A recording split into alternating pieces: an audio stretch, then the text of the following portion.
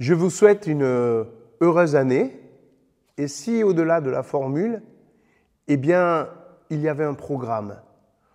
Dieu veut pour nous une année de grâce.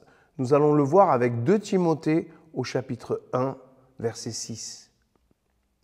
N'aie donc pas honte de rendre témoignage à notre Seigneur. N'aie pas honte non plus de moi qui suis prisonnier pour lui.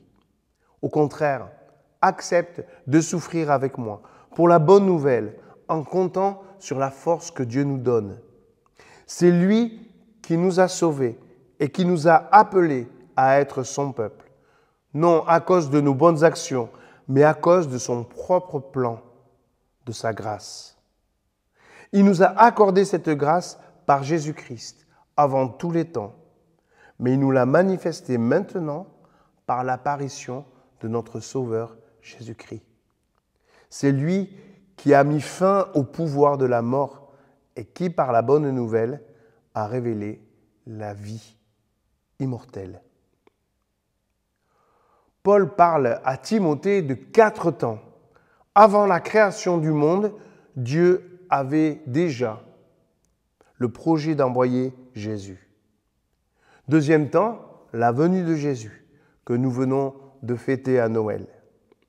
3e temps, notre temps.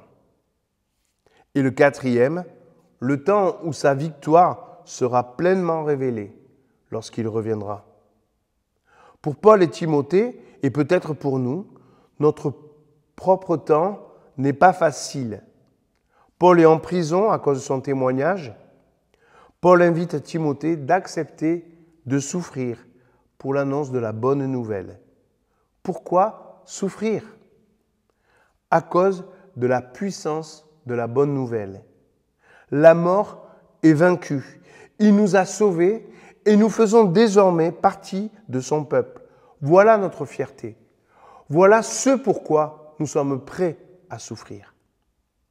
Avoir la vie éternelle, c'est donc éclairer notre temps présent de cette victoire qui a été déjà remportée par Jésus à la croix.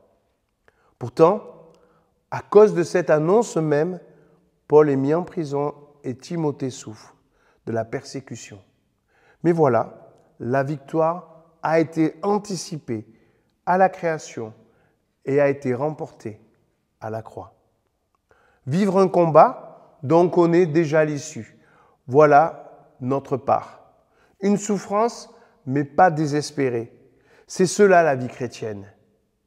La sérénité face à l'adversité parce que la victoire est déjà remportée. Comment cela se manifeste-t-il? En ne fondant pas notre espérance sur la réalité présente, mais sur cette promesse de sa victoire. Finalement, notre temps est le seul temps difficile, mais il n'est pas le dernier. Notre implication dans ce temps représente notre identité, plus que les réactions que l'ennemi provoque. Vivons donc ce temps sans honte et avec détermination.